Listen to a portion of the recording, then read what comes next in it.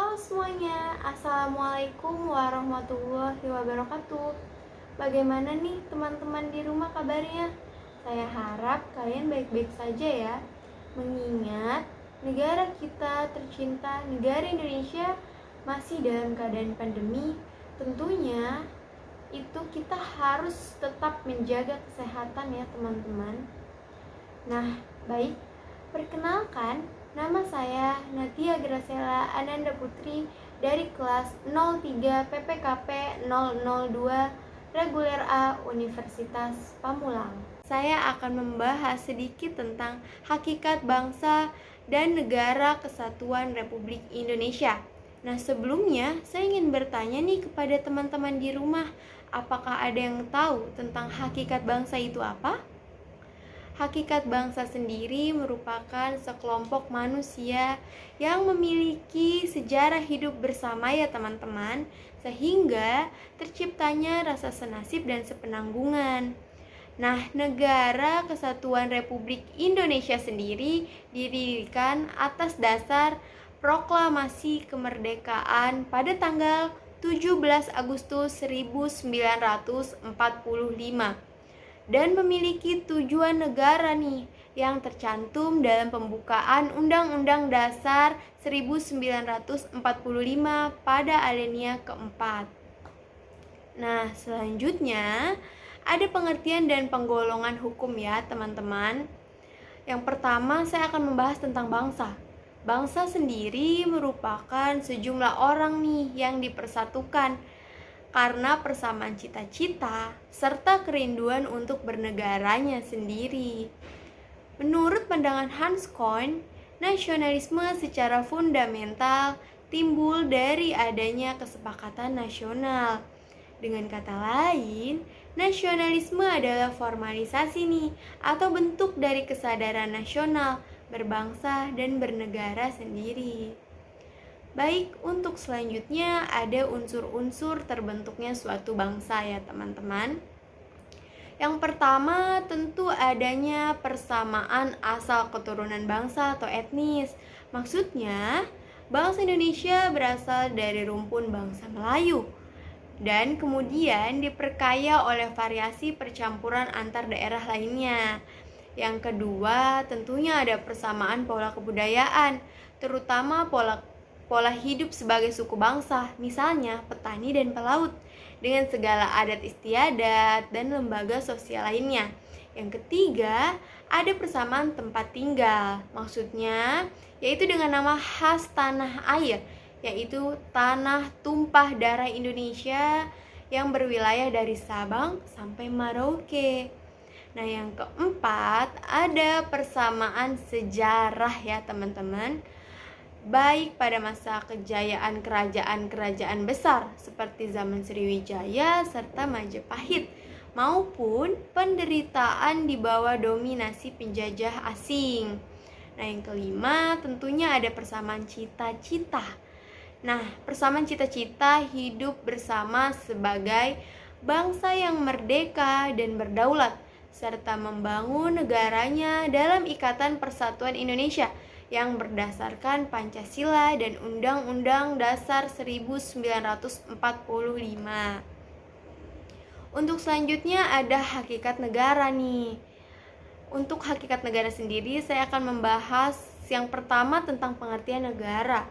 Nah, secara sederhana, negara merupakan kesatuan sosial masyarakat yang diatur secara konstitusional untuk membentuk kepentingan bersama ya teman-teman. Dalam sejarah ketatanegaraan, pengertian-pengertian menyangkut negara senantiasa berubah-ubah. Hal ini disebabkan karena pengertian-pengertian itu dilahirkan menurut zamannya. Maka tidak heran ya jika pengertian tentang negara tersebut berbeda-beda sepanjang perkembangan sejarahnya.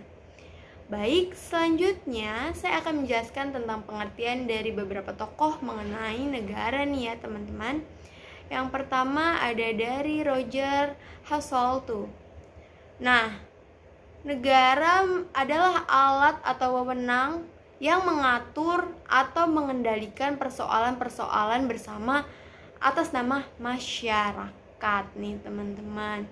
Nah, yang kedua ada dari Harold J. Lasky yang mengatakan bahwa nih, negara adalah suatu masyarakat yang diintegrasikan karena mempunyai wewenang yang bersifat memaksa dan yang secara sah lebih agung daripada individu atau kelompok yang merupakan bagian dari masyarakat itu sendiri.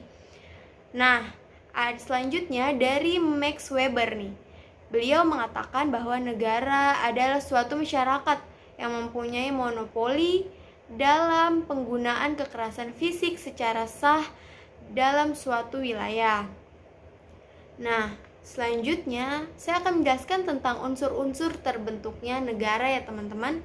Tentunya ada 4 nih unsur pembentuk suatu negara, yaitu adanya rakyat, adanya wilayah, adanya pemerintah yang berdaulat, serta adanya pengakuan dari negara lain ya teman-teman. Baik, saya akan menjelaskan sedikit tentang unsur-unsur terbentuknya suatu negara. Nah, yang pertama ini ada rakyat nih teman-teman. Rakyat sendiri merupakan unsur terpenting loh dalam suatu negara, karena negara tidak akan terbentuk dengan sendirinya tanpa adanya keinginan dari rakyatnya. Nah, yang kedua adanya wilayah ya teman-teman. Wilayah juga merupakan unsur terpenting dalam negara, karena sekelompok orang dan pemerintahan tidak dapat disebut suatu negara apabila tidak memiliki wilayah kekuasaan tertentu. Nah, selanjutnya ada pemerintah yang berdaulat ya teman-teman. Walaupun adanya rakyat dan wilayah, tidak mungkin bisa terorganisasi dengan baik tanpa adanya pemerintahan yang berdaulat. Nah, ketiga unsur tersebut merupakan unsur mutlak ya teman-teman. Selanjutnya tentunya adanya pengakuan dari negara lain nih teman-teman. Pengakuan dari negara lain sendiri ada 2 macamnya. Yang pertama adalah secara de facto dan de jure. Nah, yang pertama de facto, berarti menurut negara yang mengakui suatu negara yang telah berdiri telah memenuhi syarat menurut fakta bahwa di atas wilayah tersebut telah berdiri suatu negara nih teman-teman. Sedangkan menurut pengakuan de jure adalah negara yang sudah berdiri diakui secara formal ya, telah memenuhi persyaratan hukum internasional sehingga memenuhi syarat untuk aktif dalam kegiatan-kegiatan masyarakat internasional. Nah, selanjutnya ada fungsi dan tujuan negara. Yang pertama yang saya akan bahas tentunya ada fungsi negara ya teman-teman. Mengenai fungsi negara sendiri, Montesquieu mengajukan 3 fungsi negara nih teman-teman yang dikenal dengan trias politika, yang meliputi yang pertama nih ada fungsi legislatif, adalah fungsi membuat undang-undang. Pelaksananya sendiri adalah Dewan Perwakilan Rakyat. Nah, yang kedua ada fungsi eksekutif nih teman-teman. Fungsi eksekutif sendiri adalah fungsi untuk melaksanakan undang-undang. Pelaksananya dikepalai oleh presiden dan dengan dibantu oleh kabinet atau dewan menteri ya teman-teman.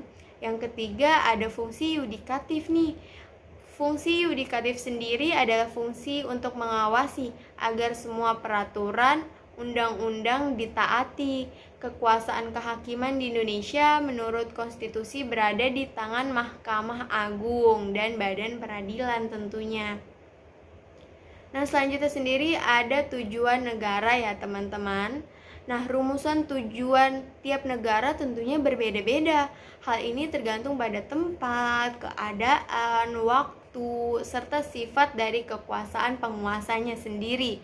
Nah, beberapa tujuan negara menurut para ahli yaitu menurut Roger Hasseltum mengemukakan bahwa tujuan negara adalah memungkinkan rakyatnya berkembang serta menyelenggarakan daya ciptanya sebebas mungkin ya teman-teman. Nah, ada lagi menurut Harold J. Lasky mengemukakan bahwa tujuan negara adalah menciptakan keadaan di mana rakyatnya dapat mencapai keinginan-keinginannya secara maksimal.